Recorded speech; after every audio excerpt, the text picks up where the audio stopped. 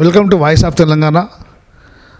మన ప్రపంచంలో హిందూ ధర్మం గురించి ఒక పెద్ద మనిషి, 87 ఏళ్ళ మనిషి, ఆయన గొప్ప వ్యక్తి. ఆ వ్యక్తి యొక్క గొప్ప విశేషం ఏంటంటే గ్లోబల్ హిందూ హెరిటేజ్ అనే ఒక సంస్థను స్థాపించిండు. ఎందుకు స్థాపించారు, దానివల్ల ఏమేమి కార్యక్రమం చేశారు అనుకుందాం. నమస్కారం సార్. నమస్కారం అండి, చాలా సంతోషం. మీరు ఈ గ్లోబల్ హిందూ హెరిటేజ్ ఫౌండేషన్ ఎందుకు స్టార్ట్ చేశారు, ఎప్పుడు స్టార్ట్ చేశారు? నమస్కారం అండి. నేను యుఎస్ 1965లో వెళ్ళానండి. తర్వాత అక్కడే పెళ్లి చేసుకున్నాను. అక్కడే నాకు 2 పిల్లలు, అక్కడే వాళ్ళు చదివించాను. అక్కడ దాదాపు నేను ఒక 36 ఇయర్స్ యూనివర్సిటీలో ప్రొఫెసర్గా ఉన్నాను, చైర్మన్గా ఉన్నాను. సోషియాలజీ అనే సబ్జెక్టు చేసి 2006లో రిటైర్ అయ్యానండి.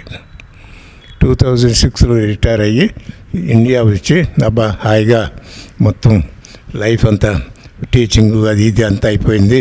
హాయిగా ఇండియా వెళ్ళి టూరిజం చేయటం, టెంపుల్స్ చూడటం, ఇది చేయాలి అది చేయాలన్న వ్యవహారంతో నేను ఈ దేశం వచ్చానండి, ఇండియా. కాకపోతే దేవుడికి ఇంకేదో ప్లాన్ ఉంది. ఇది ఆగస్టు 23 అండి, at 7:23 ఈనాడు పేపర్ చదువుతున్న విజయవాడలో. ఆ పేపర్ ప్రకారం ఏమిటంటే వైఎస్ రాజశేఖర్ రెడ్డి గారు జీవో 21 అని ఒకటి ఇచ్చారండి. దాని ప్రకారం ఏమిటంటే ఈ allotted crores of rupees for the construction of new churches, పాత చర్చెస్ని రెనోవేట్ చేయడానికని జీవో 21 ఇచ్చారండి. అది చూడంగానే నాకు ఒళ్ళు జలతరిచ్చిందండి. ఏమిటి భారతదేశం ఇలా అయిపోతుంది అంటే, హిందూ మతం ఉన్నవాళ్ళు 70-80% ఉన్నవాళ్ళు, వాళ్ళకి ఏమీ రైట్స్ లేకుండా గవర్నమెంట్ ఆటోమేటికల్లీ ఏదో లాస్ తీసుకొచ్చి, జీవోలు తీసుకొచ్చి మన హిందూ మతాన్ని నాశనం చేయాలన్న ఉద్దేశంతో క్రిస్టియానిటీని కానీ ఇస్లాంని గురించి వాటిని ప్రమోట్ చేయటం ఎక్కువైపోయిందని బాధ అనిపించి ఏమంటే హైదరాబాద్ వచ్చి ఒక స్టే ఆర్డర్ తీసుకొచ్చాం. అడ్వకేట్ ఎవరు సార్? అది అడ్వకేట్ ఎవరు? అడ్వకేట్ బాలాజీ అని ఇంకొక ఆయన, ఇద్దరు. ఒక ఆయన పేరు బాలాజీ, రెండోది నాకు జ్ఞాపకం లేదు. ఎప్పుడో తిన్నాం, 2020 ఇయర్స్ అయిపోయింది కదా, నాకు జ్ఞాపకం లేదనమాట. సో అది తీసుకొచ్చామండి. తీసుకొచ్చిన తర్వాత ఇక అమెరికా వెళ్ళి గ్లోబల్ హిందూ హెరిటేజ్ ఫౌండేషన్ అని మొదలుపెట్టాను అనమాట. ఎందుకంటే ఏదైనా సరే మన సంస్కృతిని మనం కాపాడుకోవాలి, మనం దాన్ని ప్రొటెక్ట్ చేసుకోవాలన్న ఉద్దేశంతో మొదలుపెట్టామండి. తర్వాత యాక్చువల్లీ రాజశేఖర్ రెడ్డి గారు 2007లో యుఎస్ వచ్చారండి, ఏప్రిల్లో. మేము పెద్ద ప్రొటెస్ట్ ఆర్గనైజ్ చేసాం 600 పీపుల్తో. యుఎస్లో 600 పీపుల్ తీసుకురావాలంటే అంత ఈజీ కాదు. అయినా కానీ 600 పీపుల్తో ప్రొటెస్ట్ చేసాం షికాగోలో. ఆయన షికాగో వచ్చారు. అప్పటి నుంచి మా యాక్టివిటీస్ మొదలుపెట్టామండి. సో చాలా యాక్టివిటీస్ చేసాము. ఇప్పుడు ప్రస్తుతం ఎందుకంటే కొన్ని విషయాల గురించి మనం మాట్లాడదాం. 20 ఇయర్స్ ఇంటర్నేషనల్ షార్ట్ ఫిల్మ్ ఫెస్టివల్ని చెప్పామండి. అలాగే మీరు చూసుంటే మన కాశీలో మన కాశీలో ఆర్డర్ చేసినట్టు ఏదైనా సరే మనం కూడా చేయాలన్న ఉద్దేశంతో సి రామచంద్రయ్య గారని అప్పుడు ఎండోమెంట్ మినిస్టర్గా ఉండారు. ఆయన్ని మేము డాలర్స్ తీసుకుపోయి ఆయన పెద్ద కాన్ఫరెన్స్ పెట్టాము. ఆ టైంలో ఇలా అడిగాము, మనం కూడా బాగా చేస్తే బాగుంటుందని. ఆయన ఒప్పుకున్నారు. ముందు జస్ట్ ఊరినే ఒకరోజు చేయాలన్న ఉద్దేశంతో. తర్వాత మాణిక్యాలరావు గారితో పరిచయం అయింది. ఆయనతో ఒక జీవో తెప్పించేసి గోదావరి ఆరతి ప్రతిరోజుకని మొదలుపెట్టామండి. ఆ తర్వాత ఒక 2-3 సంవత్సరాల తర్వాత కృష్ణా రివర్లో కూడా ఎవ్రీడే ఇప్పుడు ఆరతి ఈ రెండిట్లో జరుగుతుందండి. అది మనం తీసుకొచ్చింది గ్లోబల్ హిందూ హెరిటేజ్ ఫౌండేషన్. అలాగే ఇంటర్నేషనల్ ఇస్లామిక్ యూనివర్సిటీ మన తిరుపతి దగ్గరికి కూడా మనమే ఫస్ట్ బయట పెట్టింది దాని గురించి. అలాగే మన వెంకటేశ్వర స్వామిది చాలా చేసాం అనుకోండి. అది అయిపోయింది మనది, అది చేస్తున్నాము. తర్వాత ఇప్పుడు మనం 2020 నుంచి అంటే లాస్ట్ 5 years నుంచి ఏమైనా సరే మనం మన సంస్కృతి కోసం కొన్ని కార్యక్రమాలు నిర్మించాలన్న మొదలు పెట్టాలన్న ఉద్దేశంతో స్టార్ట్ చేసామండి 2020 నుంచి. అప్పుడు ఆ పాండమిక్ వచ్చింది ఇదంతా కదా అది. సో ఏమేం చేయాలి, ఫస్ట్ అన్నదానం బాగా మొదలుపెట్టామండి. ఒక 6 months అన్నదానం చేసాం. అంత ఇవన్నీ ఇప్పుడు నేను చెప్పినవన్నీ ఓన్లీ ఇండియాలో గురించే మాట్లాడుతున్నాను అనమాట. సో ఆ తర్వాత ఏమనుకున్నామంటే గర్వాప్సి అనేది మొదలుపెట్టా. ఎందుకంటే అప్పటికి కన్వర్షన్ బాగా జరుగుతాయింది. గర్వాప్సి చేయాలన్న ఉద్దేశంతో ఇప్పుడు ఒక 24 ఒక ప్రచారక్స్ అనే వాళ్ళని తీసుకున్నామండి. 24 people. వీళ్ళు ప్రతిరోజు ఏమిటంటే ఒక విలేజ్కి వెళ్తారు. ఒక 3 గంటలు హిందూస్ ఎక్కడైతే ఉంటారో వాళ్ళతో మాట్లాడి మన డిఫరెన్స్ బైబిల్కి భగవద్గీతకి డిఫరెన్స్ చెప్పుకుంటే చెబుతాం. చిన్న పుస్తకం ఉంది, 60 page పుస్తకం. ఆ పుస్తకం తెలుగులో ఉంది, కన్నడలో ఉంది, తమిళ్లో ఉంది, ఇంగ్లీష్లో ఉంది. అది అందరు ఇచ్చేస్తాం అన్నమాట. మన హిందూస్ అందరికీ చెప్పి అంత డిఫరెన్స్ ఉందయ్యా, ఎవరైనా పాస్టర్ గారు వస్తే ఇట్లా మీరు క్వశ్చన్ అడగండి, దాన్ని బట్టి మీకు తెలిసిపోతుంది. అలాగే సో అనదర్ 3 hours ఏమిటంటే ఎవరైతే క్రిస్టియన్స్ ఎక్కడ ఉంటారో అక్కడికి వెళ్ళి పుస్తకం ఇచ్చి, అమ్మ ఇంత డిఫరెన్స్ ఉంది, మీకు తెలుసో లేదో మీరు తప్పకుండా మళ్ళీ తిరిగి రండి, నేను విల్ బి హ్యాపీ అంటే కొంతమంది వస్తున్నారు. నేను చెబుతాను కొంతమంది మనం ఎలా తీసుకొచ్చాము. మనకల్లా ఒక ఇన్ఫర్మేషన్ ఇచ్చి వాళ్ళు కనుక వస్తానంటే మనం we will accept them, will do some homas చేస్తాము, నామకరణం కావాలంటే నామకరణం చేస్తాము. మనకి ఒక చీర పంచులు ఇచ్చేస్తాం అన్నమాట ఎవరైతే తిరిగి వస్తారు. సో ఇప్పుడు మొత్తం 16 ప్రోగ్రామ్స్ 16 కార్యక్రమాలు భారతదేశంలో మొదలెట్టాం. 9 స్టేట్స్లో. తర్వాత బంగ్లాదేశ్లో కూడా ఉన్నాయండి. తర్వాత కాంగోలో కూడా ఒక స్కూల్ ఉంది మనకి. మొత్తం ఈ దేశాల్లో ఉన్నాయి. యుఎస్లో కూడా మనకి చేస్తున్నాం. సో ఇప్పుడు సెకండ్ మేజర్ థింగ్, గర్వాప్సి అయిపోయిన తర్వాత పిల్లల్ని గనక మనం గనక ప్రొటెక్ట్ చేయగలిగితే, వాళ్ళకి గనక నాలెడ్జ్ గనక ఇవ్వగలిగితే, they will be our champions, they will defend our country. ఎందుకంటే మనకు తెలుసు, మన చిన్నప్పుడు మనకి ఎవరు ఏ విధంగానూ మన మతాన్ని గురించి ఎవరు ఏం చెప్పలేదు కాబట్టి, మనకు అవగాహన లేదు కాబట్టి మన పిల్లలకు మనం చెప్పలేకపోతున్నాం. ఫార్చునేట్గా నాకు మా అబ్బాయి యాక్చువల్లీ 7 సంవత్సరాలు అప్పుడు వచ్చి నన్ను చర్చికి తీసుకెళ్ళండి నేను అడిగినప్పుడు నాకు ఒళ్ళు జలతరిచ్చి, ఏమైనా సరే మా పిల్లలకి నేను హిందూ మతాన్ని నేర్పించాలన్న ఉద్దేశంతో మొదలుపెట్టి అప్పటి నుంచి నా జర్నీ ఒక హిందూ మతంలోకి ఆ జర్నీ మొదలైంది నాది 1977 నుంచి. అది మనసులో ఉండిపోయింది. పిల్లలకి కనుక మనం రక్షించగలిగితే మన సంస్కృతి నిలబడుతుంది, మన భారతదేశాన్ని వాళ్ళు డిఫెండ్ చేస్తారు అన్న ఉద్దేశంతో ఇప్పుడు బాల సంస్కార కేంద్రాస్ అని మొదలుపెట్టాం భారతదేశంలో 9 స్టేట్స్లో.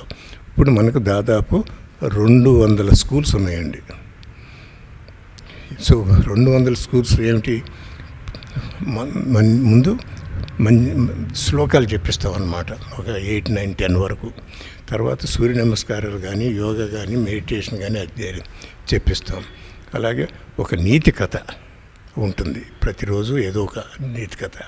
తర్వాత నేషనల్ హీరోస్ని గురించి, ఎంతమంది మన ఇండిపెండెన్స్ అప్పుడు ఎంతమంది సాక్రిఫైస్ చేశారండి.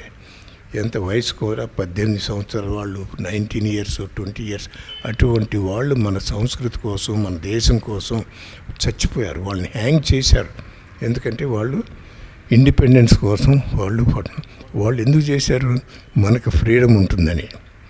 మన ఫ్రీడమ్ కోసం వాళ్ళు సాక్రిఫైస్ చేశారు. ఇప్పుడు మన ఫ్రీడమ్ ఎంజాయ్ చేస్తూ వాళ్ళు దేన్నైతే ప్రొటెక్ట్ చేయాలన్నారో మన పొలిటీషియన్స్ అన్నీ నాశనం చేసి వాళ్ళ డ్రీమ్ని క్యాన్సిల్ చేస్తున్నారండి. మన పొలిటీషియన్స్ అంత దరిద్రులు ఇంకా మనకి ఎవరు కనపడరండి. అంటే కొంతమంది ఉన్నారు మంచివాళ్ళు, బట్ ఇక్కడ చూస్తే మన హిందూ పొలిటీషియన్స్ దరిద్రం అన్నమాట. ఎందుకంటున్నానంటే మీరు చూడండి, ఎవరైనా క్రిస్టియన్గా బిహేవ్ చేస్తాడు, ముస్లింలాగా బిహేవ్ చేస్తాడు. ఒక హిందూగా ఉండేవాడు ఎవడూ లేడు ఇక్కడ, 1 or 2 పీపుల్ తప్ప. ప్రతివాడు సెక్యులరిజం అని. ఎందుకు సెక్యులరిజం? వాళ్ళకు ఓట్లు కావాలి, వాళ్ళ ఓటు బ్యాంక్ పాలిటిక్స్, ప్రతిదానికి they want to get elected. మన హిందూస్లో పిచ్చ ఏమిటంటే డబ్బులు, నేము, ఫేము, పవరు. ఇది ఉంటే చాలు. ఇది ఎంతవరకు ఉందే అంతవరకు మనం స్ట్రెచ్ చేసుకుని పోతాము. దేశం నాశనం అయినా పర్వాలేదు, మాకేం సార్ ఇది. నాకు కావాల్సిందే నెక్స్ట్ 7 జనరేషన్. ఏదో ఒకప్పుడు మనకు 7 జనరేషన్ అని, వీళ్ళైతే ఫర్ ఎవరు. ఇక వాళ్ళ ఫ్యామిలీ మొత్తం ఇక నెక్స్ట్ ఈ కలియుగం ఎండ్ అయ్యే వరకు ఉంచుకోవాలన్న ఉద్దేశంతో డబ్బులు తప్ప ఇంకేమని ఏం పిచ్చలేదండి. హిందూ మతాన్ని గురించి ఇంత 1% బుద్ధి కూడా లేదు వాళ్ళకి. అటువంటి వాళ్ళు మనల్ని పరిపాలిస్తున్నారు ఈరోజు. సో ఇటువంటి వాటిలో అందుకని మన పిల్లలను గనక ఎప్పటి నుంచి గనక రక్షించి, if we educate them, they will be our champions, they will defend our country, they will stand for ఎందుకంటే ఒకసారి తెలిస్తే, ఇప్పుడు ఏదైనా సరే ఎంత మీరు ఆ ఫుడ్ని గురించి ఎంత చెప్పినా మీరు టేస్ట్ చేస్తే కదా అయితే అంత మంచిది కాదనేది. అలాగే మన పిల్లలకి ఎంత అది మన గొప్పది, మన సంస్కృతి గొప్పది, మనది ఇది ఎంత చెప్పినా ముందు వాళ్ళకి టీచ్ చేసి చెప్తే అప్పుడు తెలుస్తుంది అమ్మా ఇంత గొప్పదా అని. ఎందుకంటే అప్పుడు మన సంస్కృతి చూస్తే ఏ టాపిక్ అయినా సరే, ఏ విషయమైనా సరే మన మహర్షులు ఎంతో రీసెర్చ్ చేశారు, ఎంతో ఒక విజన్ మెడిటేషన్కి వెళ్ళి మొత్తం ప్రపంచం అంతా కనిపెట్టేశారు వాళ్ళకి. ఏ సంస్కృతి కూడా మన సంస్కృతి దగ్గరకు రానిలేదన్నమాట. అంత ఇంటెలిజెన్స్ ఉన్న మహర్షులు మనకి ఆ హెరిటేజ్ని మనకి ఇచ్చారు. అటువంటి హెరిటేజ్ని మన పిల్లలకి నేర్పితే they will be our champions, they will protect our country. ఊరినే ఇప్పుడు మాకు 200 స్కూల్స్ అన్నీ కూడా విలేజెస్లో. ఎందుకంటే విలేజెస్లో కన్వర్షన్ ఎక్కువ అవుతుంది. అది స్టాప్ చేయాలంటే ముందు మనం పోయి మనం ఏమైనా యాక్టివిటీస్ చేయాలి. అందుకని ఇది మొదలుపెట్టామండి. ఈ పిల్లలతో ఏమవుతుంది, ప్రతిరోజు అంటే కొన్ని మోరల్స్ అన్నమాట. ప్రతిరోజు వాళ్ళ తల్లిదండ్రులకు నమస్కారాలు పెట్టాలి, పాద నమస్కారం చేయాలండి. వన్స్ ఏ మంత్ కానీ ఆర్ వన్స్ ఎవ్రీ 2 months కానీ తల్లిదండ్రుని క్లాసుకు తీసుకొచ్చి పాద పూజలు చేస్తున్నామండి. అంటే విలేజెస్లో దళిత్ కమ్యూనిటీస్ కానీ, లో ఇన్కమ్ వాళ్ళు కానీ, వాళ్ళు తల్లిని కూర్చోబెట్టి పాదాలు కడిగి, అంటే స్కూల్ అంటే స్కూల్ అంటే నాట్ రెగ్యులర్ స్కూల్ కాదండి, టెంపుల్లో కావచ్చు, లేకపోతే ఎవరైనా ఇంట్లో కావచ్చు, ఎక్కడైనా సరే అక్కడికి తీసుకొస్తాం అన్నమాట. పేరెంట్స్ని, పిల్లలు అక్కడ కూర్చుంటారు, కాళ్ళు కడుగుతారు, కుంకుమ, పసుపు, ఫ్లవర్స్ వేసి. జస్ట్ ఇమాజిన్ చేయండి తల్లిదండ్రులకి ఎలా ఉంటుందో. వాళ్ళు ఏడుస్తున్నారనమాట. యాక్చువల్లీ అబ్బో ఇంత చేంజ్ మా పిల్లల్లో వస్తుందని నేను అనుకోనే లేదని. సో అదొక ప్రోగ్రామ్, అది సెకండ్ ప్రోగ్రామ్ అండి. మూడోది ఏమిటంటే గ్రామదేవత రెనోవేషన్ అండ్ రివైవల్. మేము దాదాపు ఇప్పుడు 75-80 స్మాల్ టెంపుల్స్ అన్న కట్టించాము, లేకపోతే ఉన్న వాటిని రెనోవేట్ అన్న చేసామన్నమాట. ఏమండి, ధూపదీప నైవేద్యం అని ఏ టెంపుల్ వాళ్ళైనా సరే మాకు కాస్త హెల్ప్ కావాలండి, ఈవినింగ్ హారతి చేయాలి, మాకు డబ్బులు లేవు, నూనె లేదు, విక్కు లేవు, ఇవన్నీ లేవు అన్నప్పుడు మేము ఆటోమేటికల్లీ ఇచ్చేస్తాం. దాని గురించి అసలు సమస్య లేదు. అలాగే ఇంటింట శివ అభిషేకం అనేది మొదలుపెట్టాం. అంటే విలేజ్లో అందరినీ ఒక ఇంటికి తీసుకురావటం. ఆ ఇంటి దగ్గర ఏం చేస్తామంటే ముందు గోపూజ చేస్తాం, తర్వాత ఇంట్లో ఎంటర్ అయ్యేప్పుడు గడప పూజ అని చేస్తాం, తర్వాత శివుడికి పూజ చేస్తాం, ఊళ్ళో వచ్చిన వాళ్ళందరి చేత అభిషేకం చేస్తాం. అందుకని శివ అభిషేకం అన్నాం అనమాట. అందరూ చేస్తారు. అంటే విలేజ్ వాళ్ళని తీసుకొచ్చి ఒక యాక్టివిటీ చేయాలంటే కనపట్టలేదన్నమాట. అందుకని విలేజ్ వాళ్ళందరినీ తీసుకురావాలంటే ఇటువంటి యాక్టివిటీ మొదలెట్టాలనే ఉద్దేశం. అలాగే ఒకసారి టెంపుల్స్ వచ్చిందంటే భజనలు. భజన మండలాన్ని మొదలెట్టేసాం. ఒకవేళ టెంపుల్ లేకపోయినా ఏ ఊర్లో అయినా సరే భజన మండలం కనుక మొదలెట్టామంటే వీల్ సపోర్ట్ ఇట్ అనమాట. ఎలా సపోర్ట్ చేస్తాం? వాళ్ళకి ఏదైనా మైక్ సెట్ కావాలంటే ఎంతమంది అడిగినా సరే మాకు వీళ్ళకి భజన చేస్తున్నారని తెలిస్తే చాలు, వాళ్ళు అడిగితే మనం మైక్ సెట్లు ఇచ్చేస్తున్నామండి. దాదాపు 200 పైన ఇచ్చి ఉంటాం ఇంతవరకు, ఇంకా ఎక్కువ ఇస్తాం. నేను భజనలు ప్రమోట్ చేస్తున్నాం, దాంతోపాటు కావాల్సిన సామాగ్రి కూడా వాళ్ళకి ఇస్తున్నామండి. అలాగే ఇప్పుడు కొంతమంది లేడీస్కి ఉపాధి కల్పించాలనే ఉద్దేశంతో టైలరింగ్ ట్రైనింగ్, అంటే సోయింగ్ మెషిన్ది ట్రైనింగ్ ఇస్తున్నాం. సో ఎవ్రీ 2 monthsకి 16 people ట్రైన్ అవుతారు. మార్నింగ్ 8, ఈవినింగ్ 8, 2 months పడుతుంది ఈ ట్రైనింగ్. ఒక సెంటర్ మొదలెట్టేసాం, జరుగుతుంది. ఇంకో సెంటర్ కూడా మొదలు పెడుతున్నాం. ఇప్పుడు ఫస్ట్ సెంటర్ ఏమో అనంతపూర్లో ఉంది, రెండోదేమో నంద్యాలలో మొదలు పెడుతున్నాం. నెక్స్ట్ 1 or 2 నంద్యాల మొదలు పెడుతున్నామండి. తర్వాత ఇప్పుడు పుష్ కార్ట్స్, మన వెజిటబుల్ కార్ట్స్ ఉన్నాయి కదా, ఎవరన్నా హిందూస్కి మనకు తెలిసి వాళ్ళు హిందూస్ అని తెలిస్తే పాపం, ఎందుకంటే ఒకేసారి కూర్చుని అమ్మాలంటే కష్టం అయిపోతాయి. ఇవి కూడా మనం పుష్ కార్ట్లు చాలా ఇస్తున్నాం అన్నమాట. సో ఇప్పుడు తోపుడు ఇట్లాంటి, అలాగే ఇప్పుడు సమ్మర్లో ఏమంటారు దాన్ని, వాటర్ పెండాల్స్ అని, వాటర్ ఎక్కడ 30 places ఇచ్చేస్తాం. చలివేంద్రాలని అది కూడా మొదలుపెట్టాం. అలాగే పశువులకి, బర్డ్స్కి వాటర్ పెట్టించడం, వాటికి ఫీడ్ చేయటం. సమ్మర్లో వీళ్ళకి కూడా అది ఉండలేదన్నమాట, ఎవరికి వాళ్ళు అందరూ ఇంట్లో ఉండిపోతున్నారు, వాళ్ళు అవి కూడా చేస్తున్నాం అన్నమాట. సో ఇప్పుడు ఇందాక చెప్పాను, ఇది గర్వాప్సి, మన వాళ్ళు వెళ్ళి అందరితో మాట్లాడటం. సో మనం చాలామందిని తీసుకొచ్చాం. ఇప్పుడు నేను లాస్ట్ తీసుకొస్తున్నాం. ఇప్పుడు నేను 7 weeks అయింది ఇక్కడ మన భారతదేశం వచ్చి. ఈ 7 weeksలో December 8th సో 13 peopleని తిరిగి వచ్చామండి. అడ్డతీగలు అనే ఊర్లో అక్కడ తీసుకొచ్చాం. తర్వాత మొన్న 3 days కిందట క్రిస్మస్ డేని 46 peopleని తీసుకొచ్చాం. 46 people అండి. ఈరోజు అంటే December 28ని 16 peopleని మళ్ళీ తీసుకొస్తున్నాం. ఇక్కడ 16 people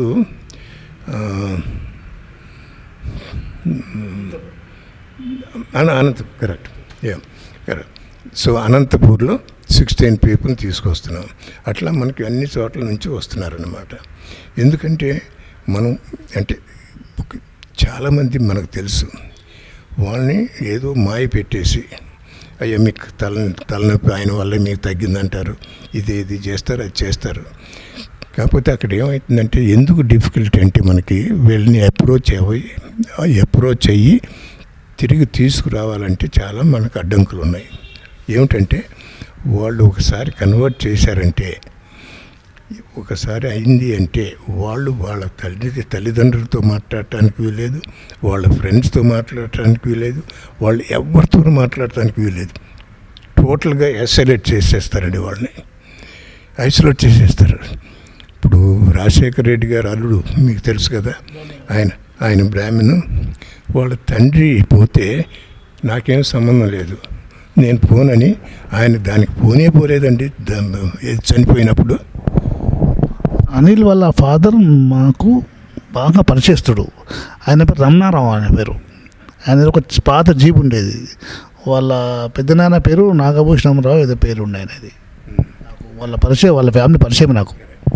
అంటే ఇప్పుడు మన పాయింట్ ఏమిటంటే, అంత కంట్రోల్ చేస్తారనమాట. ఇప్పుడు అందుకని ఇప్పుడు క్రిస్టియన్స్ అందరూ కూడా భయపడతారు, బయటికి పోవాలంటే, బయటికి రావాలి, మాట్లాడటానికి కూడా భయపడతారనమాట. ఏంది ప్యాస్టర్ వస్తాడు, ఎందుకంటే ప్యాస్టర్ ఎందుకు చేస్తాడు, వాడు డబ్బు. క్రిస్టియానిటీ అనేది ఒక బిజినెస్. డబ్బులు కనుక లేకపోతే క్రిస్టియానిటీ ఉండదు ఈ ప్రపంచంలో. డబ్బుల కోసమే క్రిస్టియానిటీ ఉంది. ఎస్పెషల్లీ మన ఇండియాలో డబ్బులు డబ్బులు డబ్బులు తప్పలు ఏం లేదు. ఇవాళ కనుక దశమ భాగం లేకపోతే చెప్పండి, ఎవరన్నా ప్రాక్టీస్ చేస్తారో క్రిస్టియానిటీ? ఒక్కడు ఉండడు, మన ఈగల్లాగా లేచిపోతారు. అది అది ప్రాబ్లం అయిపోయింది అన్నమాట ఇక్కడ. అది కాకుండా అన్ని వాళ్ళు ఏం చేస్తున్నారు, మన కస్టమ్స్ అయితే మనం ఏదైతే కస్టమ్స్ మనకు ఉన్నాయో అవన్నీ ప్రాక్టీస్ చేస్తున్నారు. ఎందుకు? వీళ్ళని డిసీవ్ చేయటానికి, వీళ్ళని మోసపడటానికి, వీళ్ళని తీసుకొచ్చి డబ్బులు కాజేయాలనే ఉద్దేశం తప్ప. ఇప్పుడు చర్చికి మీరు వెళ్ళారనుకోండి, ఏం చేస్తాడు పాస్టర్ గారు? కేకలేస్తాడు, గంతులేస్తాడు, ఏడుస్తాడు, ఓ అంటాడు. ఈ కాంగ్రిగేషన్ మొత్తం వచ్చిన వాళ్ళందరూ అయ్యో పాస్టర్ గారు ఏడుస్తున్నారు కాబట్టి మనం కూడా ఏడవాలని అనుకోండి. వీళ్ళు మీరు ఎప్పుడైనా వెళ్ళి చూడండి, ఒక్కొక్క చర్చిలో కొన్ని అవి చాలా ఇదిగా ఉంటుందన్నమాట. ఒక మోరల్స్, ఒక ఎథిక్స్ ఎట్లా ఉండాలి, ఎలా ఉండాలని చెప్పే చర్చ తక్కువే అండి. ఇప్పుడు నా మీద దండి చేశారండి. మీద మాకు యుఎస్లో నా మీద, నా ఆర్గనైజేషన్ గ్లోబల్ హిందూ హెరిటేజ్ మీద 4 వీకెండ్స్ నా మీద దాడి చేశారు, ప్రొటెస్ట్ చేశారు. ఎందుకు చెప్పాను కదా, అక్కడ ఇందాక చర్చ్ తిరుపతిలో 100 చర్చెస్ ఉన్నాయి. దాన్ని డెమలిష్ చేయాలని జడ్జిమెంట్ తీసుకొచ్చాం. ఈ జడ్జిమెంట్ చూడంగానే తెలుగు క్రిస్టియన్స్ చాలా మంది ఉన్నారు అమెరికాలో. వాళ్ళకి తెలిసి వాళ్ళు డెమాన్స్ట్రేట్ చేశారు. మన జడ్జిమెంట్ ఏంటి? ఇల్లీగల్గా ఉన్న చర్చిని కుట్టేయమని. ఇల్లీగల్ అనే వాడు తీసేసి వాళ్ళు ఏమన్నారు, ఈ Prakash Rao is advocating demolition of all churches in India అని మొదలుపెట్టారు. ఇల్లీగల్ అంటలేదు వాళ్ళు. అలా మా మీద దాడి చేశారు. అప్పుడు అది 22 అన్నమాట, 2022. నేను ఇండియా వచ్చినప్పుడు ఆంధ్రప్రదేశ్లో నేను కాలు పెట్టలేకపోయాను. ఎందుకంటే ఆంధ్రప్రదేశ్లో కూడా దెర్ వాజ్ ఎ డేంజర్. అంటే మనకు తెలిసిన వాళ్ళు చెప్పారు, అంకుల్ మీరు పోవద్దు, ఎందుకంటే చర్చి వాళ్ళు ఏమంటున్నారంటే ఈ ప్రకాష్ రావు వస్తున్నాడు, మన చర్చిని కూల్చడానికి వస్తున్నాడు, మీరు కీప్ ఎన్ ఐ అని అన్నట్టుగా వాళ్ళు చెప్పేస్తే, అందుకని మన వాళ్ళు వద్దన్న. ఎందుకు రిస్క్ తీసుకుంటారు? పోవద్దంటే 22లో నేను ఇండియా వచ్చా, అన్ని రాష్ట్రాలకు పోయా, ఆంధ్రాలో రాలేదు. అంటే ఇంత డేంజరస్గా ఉంటుందన్నమాట వాళ్ళ రిలీజన్. ఏదైనా చేస్తారండి వాళ్ళు, దేనికోసం అన్నా. ఇప్పుడు గోవా ఇంక్విజిషన్ అని ఉంది, ఎంతమంది హిందూస్ చంపారో చరిత్రలో ఎటువంటిది ఇంకెక్కడ ఉండదు. ఇంత నాశనం చేస్తారన్నమాట ఇది Christians if they become majority. గోవాలో చనిపోయింది మాత్రం చరిత్రనే లేదు. దానికి తెలిసిన వాళ్ళకి తెలుసు, కానీ చరిత్ర ఉందా? దానికి చరిత్ర ఏమీ లేదు. చరిత్ర చాలా ఉందండి, పుస్తకాలు. అంటే క్రిస్టియన్సే రాశారు ఇది, ఇప్పుడు మనం కాదు. ఇది అతని పేరు మర్చిపోతున్నాం, టిఆర్ జోసెఫ్ అనుకుంటా అతని పేరు. ఆయనే రాశాడు. ఎంత దరిద్రంగా జరిగింది ఇది, ఎంతోమందిని చంపారు. అంటే బిగ్ హౌస్ అని ఒక హౌస్ ఉండేది అక్కడ, దాని పేరు బిగ్ హౌస్. ఎవరైతే హిందూ మతం నుంచి మారలేదో ఆ బిగ్ హౌస్ తీసిపోయి అక్కడ చంపేవాళ్ళండి. అక్కడి నుంచే ఇది బ్లడ్ రోడ్ల మీదకి వచ్చేది. ఎప్పుడు వాళ్ళు ఎటువంటి దరిద్రం అంటే, హిందూస్గా ఉన్నారంటే బొట్టు పెట్టడానికి వీల్లేదు, పంచి కడటానికి వీల్లేదు, పెళ్ళి అయితే ఆ రోజు పెండాలు కడటానికి వీల్లేదు, ఆ రోజు వండటానికి వీల్లేదు. ఏమండి, పెళ్లి రోజు మన మ్యూజిక్ అది పెట్టడానికి వీల్లేదు.